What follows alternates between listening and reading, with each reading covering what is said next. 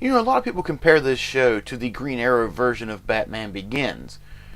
Honestly, I can't really argue with that, but is that such a bad thing? Today we're talking about the CW series Arrow Season 1.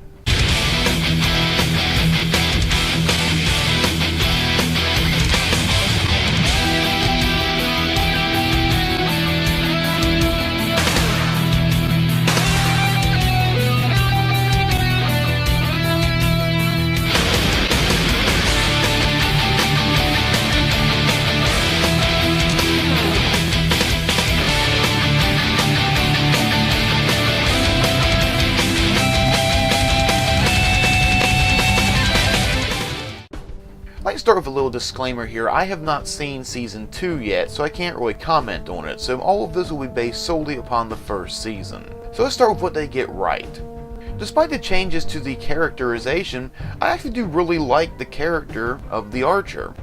I feel like it's a good rendition of what Green Arrow is, even if he doesn't have the same name. I also feel like they do a good job of paying homage to DC's past without it feeling like a gimmick.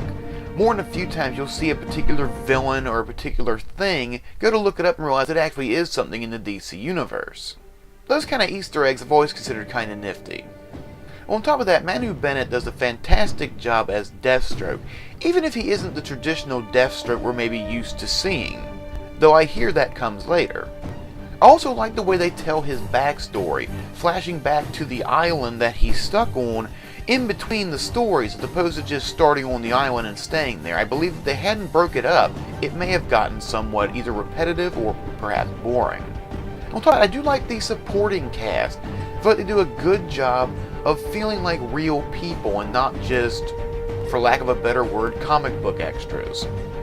And while I do feel like you can definitely see where the Nolan Batman definitely has some fingerprints in this series, you can definitely tell it's its own creation. I wouldn't necessarily call it a ripoff.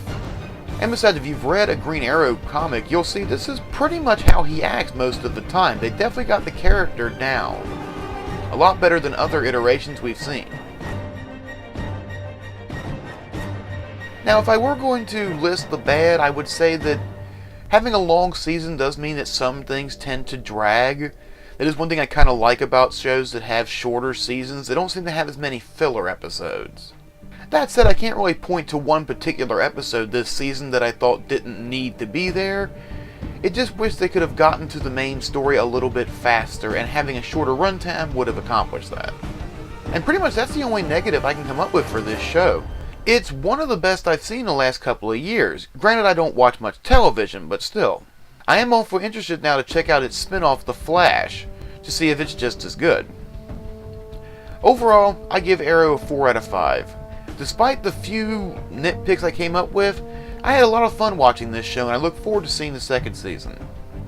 Until next time, my name is Vega Goose saying thank you very much for watching, and I'll see you next week.